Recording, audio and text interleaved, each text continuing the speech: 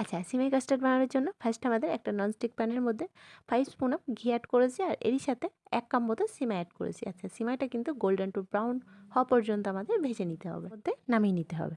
আচ্ছা, ওই একই প্যানের মধ্যে আমাদের 3 গ্লাসের কাছাকাছি তরল দুধ অ্যাড করতে হবে। আচ্ছা, দুধটা যতক্ষণ না বলক আসছে ফুল ক্রিম লিকুইড দুধ নিয়েছি, যেহেতু পানি অ্যাড করিনি তাতে কি করতে হবে আপনাদের একবার করে মাঝে মাঝে স্টার করে নিতে হবে। তাতে কি হবে, দুধের যে সল্টটা নিচের দিকে না জমে থাকে। আচ্ছা, যখনই হালকা হালকা বলক আসবে এর মধ্যে 1 চিমটি মতো স্যাফরন অ্যাড করতে হবে কালারটা অনেকটা ব্রাইট আসার জন্য। আচ্ছা, স্যাফরনটা অ্যাড করার পর 7 থেকে 8 মিনিটের কাছাকাছি আপনাদের জাল করাতে হবে। কালারটা অনেকটা কালার ছেড়ে দিয়েছে, ঠিক ওই স্টেজে কী করতে হবে আপনাদের ভেজে রাখা সিমাইটা অ্যাড করতে হবে। আচ্ছা, সিমাইটা অ্যাড করার পর ভালো করে একটু মিশিয়ে নিন। ওই ধরে রাখুন 8 থেকে 10 মিনিটের কাছাকাছি গ্যাসের ফ্লেম মিডিয়াম টু হাই ফ্লেমে রাখবেন আর একবার করে এইভাবে মেশাতে থাকুন।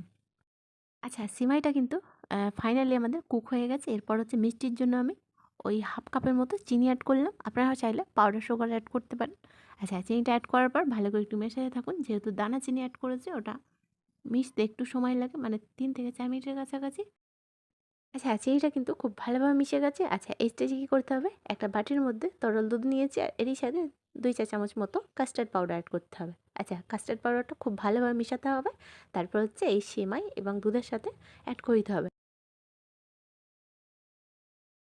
পাউডার অ্যাড করার ঠিক 3 থেকে 4 মিনিটের মধ্যেই দেখবেন কতটা থিকনেসটা গাঢ় এবং ঘন ভাব চলে এসেছে।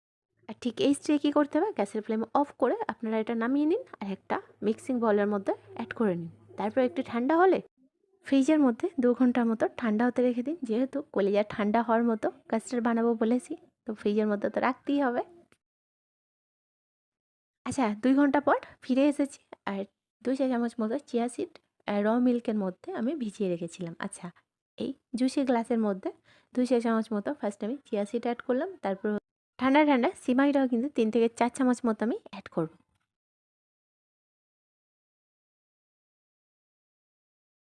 আচ্ছা, সিমাই কাস্টার্ডটা একটু ফ্লেভারফুল এবং টেস্টি বানানোর জন্য এখানে বেদানার বীজ অ্যাড করছি। দেখতেও কিন্তু অনেকটা সুন্দর লাগবে আর খেতেও কিন্তু অনেকটাই সুস্বাদু হবে। ঠান্ডা ঠান্ডা সিমাইয়ের সঙ্গে কেনা খেতে যায়, তাই না? আচ্ছা, তারপর হচ্ছে অ্যাপেল কুচো করে রেখেছিলাম, এর মধ্যে অ্যাড করে দিলাম। আচ্ছা, আবারও কিন্তু আমি ঠান্ডা ঠান্ডা সিমাই অ্যাড করছি। শেষে কিন্তু আবারও ঠান্ডা সিমাই অ্যাড করে ওপর থেকে বেদানার বীজ অ্যাড এবং লাস্ট হচ্ছে অ্যাপেল কুচো দিয়ে ফিনিশ করুন সিমাই কাস্টার্ড।